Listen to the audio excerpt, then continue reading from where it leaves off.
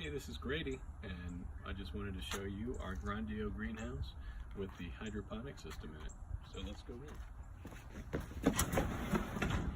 in. Grady, I just want to show you our hydroponic greenhouse. And first of all, I'd like to give some credit for a lot of my ideas, probably 99% of them, to gentleman Brandon Matthew on YouTube. Thanks for all the awesome videos. So check him out because 99% of these ideas came from him, so he'll recognize this as very familiar. First, we have two things. We have Dutch buckets around here, and we have a nutrient film technique or NFT rail system. The NFT system, we use 4-inch gate posts, or fence posts rather, that are capped on either end and sealed. And that's where we're going to grow a lot of our herbs and things like that. Lettuce, cabbage, and things like that. We have a lot of good lettuce going right here, and some cabbage. Those were store purchased and were stripped of all the soil and using some clay pebbles for that. Down here you're going to see some purple cabbage that is actually grown from some seed, and some onion right here. Up here you have a little bit of basil. It's kind of hard to see.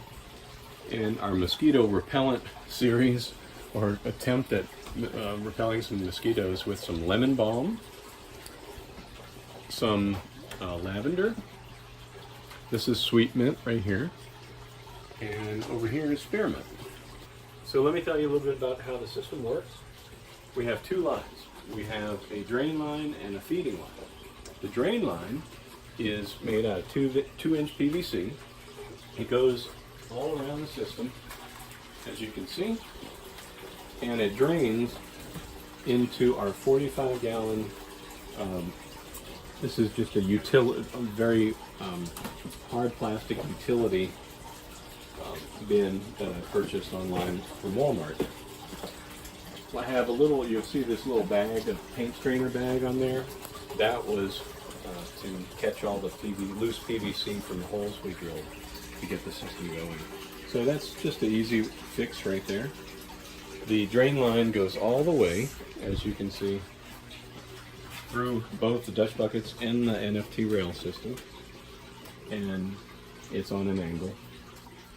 One thing that I wish I could have accomplished a little easier was actually lowering these buckets. I think these buckets are a little too high. I did that because, as you'll see, the 45-gallon container is kind of high, and I just was lazy and did not feel like burying it. If I would have buried it, I probably would have made my tables a little bit lower. So the second line you're going to see is actually the feeder line, and it goes all the way around the system. It caps off a little bit here and goes all the way around.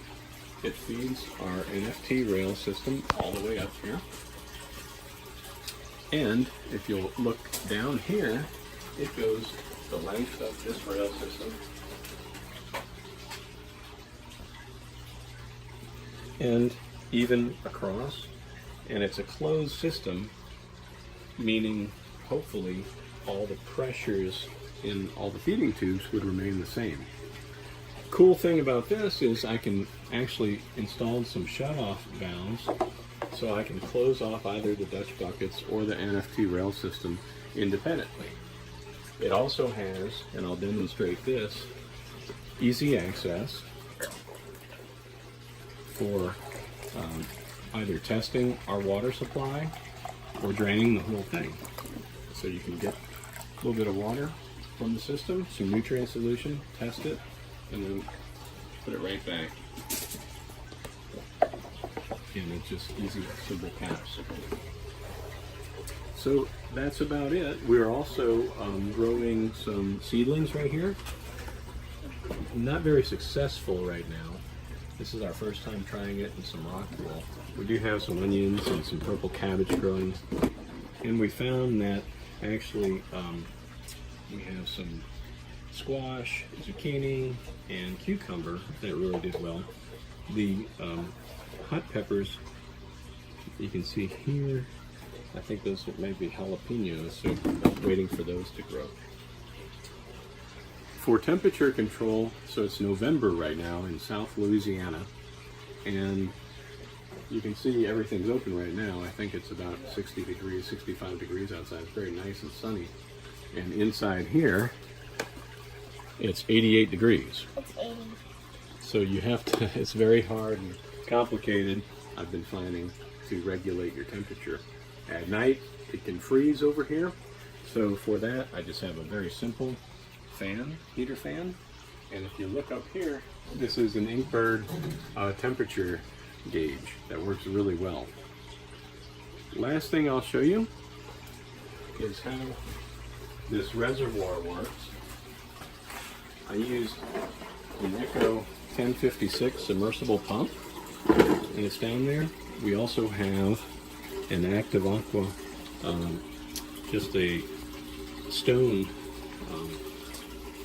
in the bottom of that, trying to circulate some oxygen. So hopefully that works. It's just a fun project that we've been enjoying, and you learn a lot in the process.